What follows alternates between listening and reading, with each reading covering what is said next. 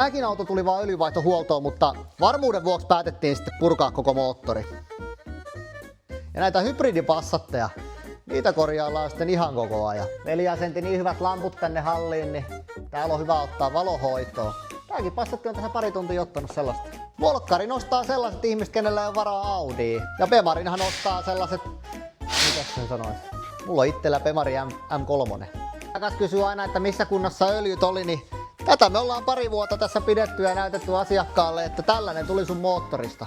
Kyllä se on niin, että me näitä volkkareita eniten korjaillaan. Tesloihin ei kosketa sitten pitkällä tikullakaan. Meillä on tuntilaskutus käytössä. Se on tosi hyvä. Nytkin asiakas odottelee tuolla. Sillä väliin on hyvä syödä paraskin paakeleita. Näiden tekemiseen menee just sopivasti aikaa, niin asiakas voi odotella. Nytkin asiakas parhaillaan odottelee tuolla auton valmistumista. Kattelin kelloa, että antaa seuraavalle tasatunnille mennä.